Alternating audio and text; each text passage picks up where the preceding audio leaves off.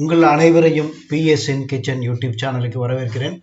இன்னைக்கு நம்ம அவரைக்காயை வச்சு பொரிச்ச கூட்டு எப்படி டேஸ்டா பண்றது அப்படிங்கிறத இன்னைக்கு நம்ம பார்க்க போறோம். வாங்க இப்போ நம்ம எப்படி பண்றது அப்படிங்கிறத பார்க்கலாம். அனைவருக்கும் வணக்கம். நம்ம பிஎஸ்என் கிச்சன் அப்படிங்கிற சேனல் மூலமாக யூடியூப்பில் ரெகுலராக வெஜிடேரியன் சமையல் பற்றின வீடியோக்கள்லாம் நம்ம செய்து காட்டி ப்ராக்டிக்கலாக செய்து காட்டி அதை வீடியோவாக ப்ரெசென்ட் பண்ணிக்கிட்டு இருக்கேன் கடந்த 2 வருஷமாக. ரெகுலராக இதுக்கு நல்ல ஆதரவு இருக்குது அப்படிங்கிறத மறுக்க முடியாது. இருந்தாலும் மேலும் நிறைய ஆதரவு இருந்ததுனா தான் எனக்கும் வீடியோ ரெகுலராக ப்ரெசென்ட் பண்ணுறதுக்கு எனக்கும் ஒரு இன்ட்ரெஸ்ட் இருக்கும். தவறாக நினச்சிக்காதீங்க. ஏன்னு கேட்டால் நம்ம நிறைய டைம் நிறைய பேர்கள் அன்னெசரியாக என்ன பண்ணுவாங்க, வேஸ்ட் பண்ணுவாங்க. பொழுதுபோக்கு அப்படிங்கிற இது மூலமாக பார்த்திங்கன்னா நிறைய வேஸ்ட் பண்ணுவாங்க. ஆனால் நான் அப்படி வேஸ்ட் பண்ணாமல் நிறைய பேர்களுக்கு யூஸ்ஃபுல்லாக இருக்கட்டும் அப்படிங்கிறதுக்காக ரொம்ப முக்கியமான ஒரு விஷயமான சமையல் அப்படிங்கிற ஒரு கண்டென்ட், ஒரு கான்செப்டை எடுத்துக்கிட்டு நான் ரெகுலராக வீடியோ ப்ரெசென்ட் பண்ணிகிட்ருக்கேன். அப்படிங்கும்போது பார்த்திங்கன்னா இந்த சமையலுங்கிறது நிறைய பேர்களுக்கு சமையல் தெரியாது. ரீசெண்டாக என்னுடைய ஃப்ரெண்ட்ஸ் எல்லாம் கூட, அதாவது ரீசெண்டாக கல்யாணம் ஆன பசங்கள்லாம் கூட என்கிட்ட ஃபோன் பண்ணி இது எப்படி பண்ணுறது, இந்த டிஷ் எப்படி பண்ணுறது, அந்த டிஷ் எப்படி பண்ணுறது அப்படிங்கிறதெல்லாம் என்கிட்ட ஃபோனில் கேட்டாங்க. அது பற்றின வீடியோக்கள் நான் ஏற்கனவே நான் ப்ரெசென்ட் பண்ணியிருக்கும்போது, போஸ்ட் பண்ணியிருக்கும்போது அதனுடைய லிங்க்கை நான் உங்களுக்கு ஷேர் பண்ணுறேன். அப்படிங்கும்போது நம்ம இந்த சமையல் பற்றின வீடியோக்கள் எதுக்காக போகிறோம்னா, நிறைய பேர்களுக்கு சமையல் அப்படிங்கிறது தெரியாது. புதுசாக கல்யாணம் ஆன கேர்ள்ஸ் பார்த்திங்கன்னா இந்த போகிற இடத்துல நிறைய இந்த சமையல் தெரியாமல் அவங்க கஷ்டப்படுவாங்க. எப்படியா இருந்தாலும் யூடியூப்பில் நிறைய வீடியோக்கள் எல்லாமே இருக்குது. இருந்தாலும் நம்ம அதை வெஜிடேரியன் சமையல் பற்றின வீடியோக்களை ரெகுலராக போஸ்ட் பண்ணிகிட்ருக்கோம். அது உங்களுக்கு யூஸ்ஃபுல்லாக இருக்கும் அப்படிங்கிறதுனால தான் ரெகுலராக போஸ்ட் பண்ணிகிட்ருக்கோம். நான் நம்புகிறேன் எல்லாருக்கும் யூஸ்ஃபுல்லாக இருக்கும் அப்படின்னு சொல்லிட்டு. அந்த வகையில் ரெகுலராக நம்ம பண்ணிகிட்ருக்கோம். இன்றைக்கி நான் இந்த அவரைக்காயை வச்சு ஒரு பொரிச்ச கூட்டு ஒன்று செய்து நான் ப்ரெசென்ட் பண்ணுறேன். பாருங்கள். இந்த வீடியோ பிடிச்சிருந்துன்னா லைக் பண்ணுங்கள். அப்புறம் உங்கள்கிட்ட ஒரு தாழ்மையான ரிக்வெஸ்ட் ஒன்று என்ன அப்படின்னு கேட்டால், ரெகுலராக நம்ம வீடியோ ப்ரெசென்ட் பண்ணிகிட்ருக்கோம். வீடியோ பிடிக்கிறவங்க, இந்த வீடியோ பார்க்குறவங்க உங்களுக்கு உதவி செய்யணும் அப்படின்னு தோணிச்சு அப்படின்னு சொன்னால், இது ஓப்பனாக நான் கேட்குறேன்.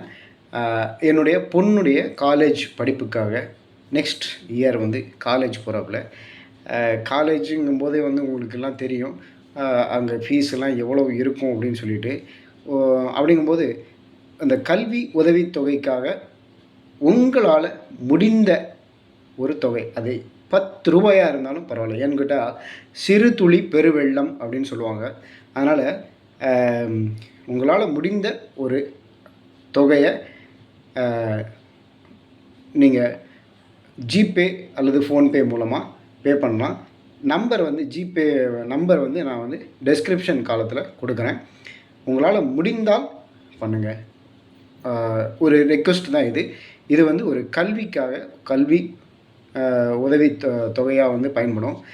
ஒருவேளை இது என்னுடைய தேவைக்கு வந்தது அப்படின்னா, இதை மற்றவங்களுக்கு கண்டிப்பாக நான் அந்த இதை டைவர்ட் பண்ணிடுவேன். அதனால் முடிந்தால் செய்யுங்க. ஒரு ரிக்வெஸ்ட். இப்போ நாம் இந்த வீடியோவை பார்க்கலாம். உங்களுடைய ஆதரவுக்கு என்னுடைய முன்கூட்டியே நன்றியை தெரிவிச்சுக்கிறேன். நன்றி. முதல்ல அடுப்பில் ஒரு வானிலையை வச்சு ஒரு சொம்பு தண்ணீர் ஊற்றிடுங்க. ஒரு 100-150 கிராம் அளவுக்கு பாசிப்பருப்பு அதில் போட்டு கொஞ்சம் வேக வைங்க. ஒரு 5 மினிட்ஸ் அது வந்த பிறகு ஒரு 2 தக்காளி நறுக்கி அதில் போட்டுருங்க. ஒரு 10 மினிட்ஸ் நல்லா வெந்த பிறகு பார்த்தீங்கன்னா ஒரு 3/4 பதத்துக்கு இந்த பாசிப்பருப்பு வெந்துடும். அவரைக்காய் ஒரு 1/2 கிலோ அளவுக்கு சின்ன சின்னதாக கட் பண்ணிக்க, நல்லா அலம்பிட்டு கட் பண்ணி தனியாக இந்த மாதிரி எடுத்து வச்சுக்காங்க. இந்த அவரைக்காய் பொரிச்ச கூட்டு ஒரு 5-6 பேர் அளவுக்கு தாராளமாக சாப்பிடலாம். அந்த அளவுக்கு நாம் இன்றைக்கி செய்ய போகிறோம். இந்த அவரைக்காய் கட் பண்ணி வச்சுருக்கக்கூடிய நார்லாம் எடுத்துட்டு கட் பண்ணி வச்சுருக்கிற அவரைக்காயை இதில் கொட்டிடுங்க. ஒரு 1/4 ஸ்பூன் மஞ்சள் தூளும் இதில் தேவையான அளவு உப்பும் நான் இதில் ஆட் பண்ண போகிறேன். பார்த்தீங்கன்னா ஒரு 1/4 ஸ்பூன் அளவுக்கு மஞ்சள் தூள் ஆட் பண்ணிக்கோங்க. ஒரு 1-1.5 ஸ்பூன் உப்பு ஆட் பண்ணிக்கோங்க.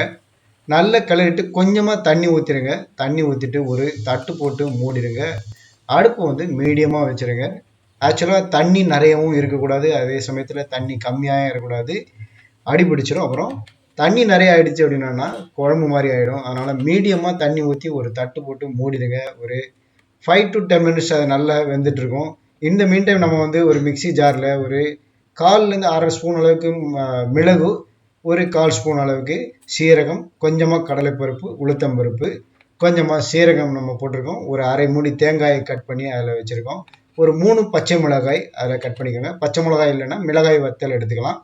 இதை வந்து நல்ல கொழுகொழுன்னு கொஞ்சமாக தண்ணி ஊற்றி கொழுகொழுன்னு அரைச்சி வச்சுக்கோங்க. ஒரு 10 நிமிஷம் கழித்து நம்ம அந்த தட்டி திறந்து பார்க்குறோம். பார்த்தீங்கன்னா அந்த பாசிப்பருப்போடு சேர்ந்து இந்த தக்காளியும் அவரைக்காயும் நல்ல கொழுகொழுன்னு சூப்பராக வெந்திருக்கு.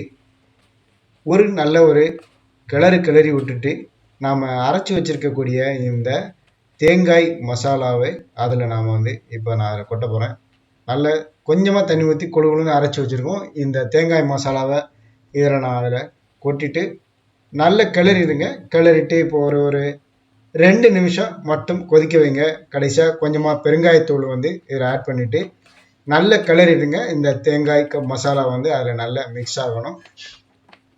கடைசியாக நம்ம இதில் பண்ண வேண்டிய ஒரே ஒரு வேலை, ஒரு சின்ன வானிலையில் கொஞ்சமாக சமையல் எண்ணெய் ஊற்றிட்டு நம்ம வந்து கடுகு, உளுத்தம்பருப்பு, கடலைப்பருப்பு, கொஞ்சமாக சீரகம் போட்டு நாம் இதில் வந்து தாளித்து கொட்டணும். கருவேப்பிலையும் ஆட் பண்ணிக்கோங்க. நல்ல முறுமுறுன்னு கருவேப்பிலையும் வந்த பிறகு நாம் வந்து இந்த அவரைக்காய் பொரிச்ச கூட்டில் அதை கொட்டிடுங்க.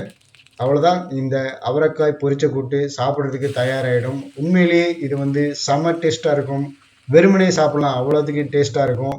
சாம்பார் சாதமோ ஒத்த குழம்போ இன்ஃபேக்ட் மோர் சாதமாக இருந்தாலும் இந்த அவரைக்காய் பொரிச்ச கூட்டு சாப்பிட்றதுக்கு தொட்டுக்கிறதுக்கு சூப்பராக இருக்கும். இதே மாதிரி நீங்களும் செய்து பார்த்து நம்ம வீடியோ பதிவுக்கு உங்களுடைய கமெண்ட்டுகளை தெரிவிங்க. மறக்காமல் நம்ம PSN கிச்சன் யூடியூப் சேனலுக்கு சப்ஸ்கிரைப் பண்ணுங்கள். இந்த வீடியோ பிடிச்சிருந்ததுன்னா லைக் பண்ணுங்கள், எல்லாருக்கும் ஷேர் பண்ணுங்கள். நன்றி. அடுத்த ஒரு சமையல் வீடியோ பதிவில் சந்திக்கிறேன்.